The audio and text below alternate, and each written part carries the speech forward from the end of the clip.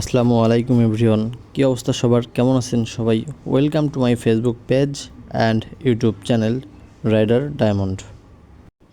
14ই July সকালবেলা বের হলাম বাইকটা নিয়ে, সাথে আমার বড় ভাই ছিল আলামিন, তাকে নিয়ে হিলির উদ্দেশ্যে রওনা হইলাম। তো আসলে এই যে রাস্তাটা, প্রাকৃতিক দৃশ্য, এটা অনুভব করতে করতে যাচ্ছিলাম। অনেক সুন্দর একটা রাস্তা ছিল, আর বিশেষ করে আজকে আমার জন্মদিন, আজকে মানে 14ই জুলাই আমার জন্মদিন ছিল, যার কারণে হিলিতে যাচ্ছি বাইকের কিছু পার্টস কেনার জন্য। অনেক সময় নিজে ঘোরাফেরা করে সময় নষ্ট, টাকা পয়সা নষ্ট করে করা হয়। তো এইবার আমি চিন্তা করছি যে বাইকের একটু নতুনভাবে লুকটা দেওয়ার জন্য, যার কারণে চলে আসলাম হিলিতে। হিলিতে এসেই আমার চাকার যে অবস্থা দেখলাম, সুতামুতা একদম বের হয়ে গেছে।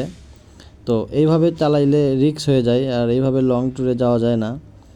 তাই নতুন একটা টায়ার কিনে নিলাম। এই যে দেখেন, একদম জাম্বু বিটটা আমার পার্সোনালি অনেক ভালো লাগছে।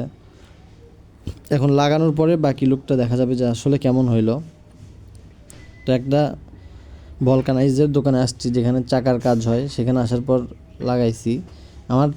আমার বাইকে যে চাকাটা ছিল এটা অনেক মোটা, আর আমার এটা যেটা নতুন কিনছি এটা অনেক চিকন। এটার কারণ হচ্ছে আমার রিংটা চিকন, যার কারণে মোটা টায়ারটা আমার বাইকের চিকন ছিল।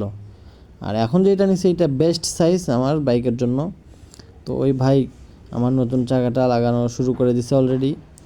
তো বাইকে নতুন চাকা বা নতুন যে কোনো জিনিস লাগাইলে নতুন একটা ভালো লাগা কাজ করে নিজের মনের মধ্যে, যেটা আমি হয়তো বা বলে বোঝাতে পারবো না। তারপর ওই ভাই বারবার হাওয়া দিচ্ছিল, দিয়ে চেক করতেছিল সব জায়গায় ঠিকঠাকভাবে চাকাটা উঠছে কি না। তো এই চেক করার পরে আমার কাছে অনেক ভালো লাগছে। এখন আমি আমার বাইকে জেল ঢোকাবো, কারণ নতুন চাকা লাগানোর সময় জেল লাগানো অবশ্যই জরুরি।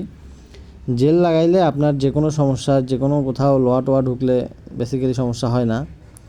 তো আবারও ভাই বারবার চেক করতেছিল, মাঝে মাঝে এই যে মোবিল দিচ্ছিল, মোবিল দিয়ে একটু চাকাটা ইজি করে নিচ্ছিল আর কি। তারপরে যে এখন দেখেন জেল ঢালতেছে। জেল ঢালার আগে অবশ্যই আপনারা ঝাঁকিয়ে নেবেন, কারণ ঝাঁকিয়ে নেওয়ার ফলে জেলটা আপনার পাতলাটা ঘনত্ব হয়ে যায় আর কি। তারপরে এই ভাই এভাবে জেলটা ঢোকাইলো।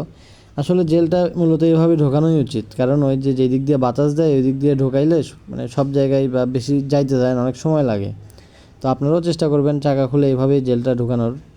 তো ফাইনালি চাকা টাকা লাগানোর পরে যে আমার বাইকের ফাইনাল লুক এটা। আমার বাইকের চাকা ছাড়া অন্য কোনো পার্টস চেঞ্জ করা হয় নাই, যার ফলে ওইখান থেকে চাকা টাকা লাগানোর পরে আমরা আবার ফিরতেছি। ফেরার সময় আকাশটা এই সাইডে দেখেন এতটা সুন্দর, যেটা আমি আসলে বলে বোঝাইতে পারবো না। আপনারা যদি এই রাস্তায় আসেন তাহলে বুঝতে পারবেন এই রাস্তাটা কত সুন্দর। তো আজকের ভিডিওটা ছিল এই পর্যন্তই। পরবর্তী ভিডিও আসা পর্যন্ত সবাই ভালো থাকবেন, আর ভিডিওটি কেমন লাগলো অবশ্যই কমেন্ট করে জানাবেন।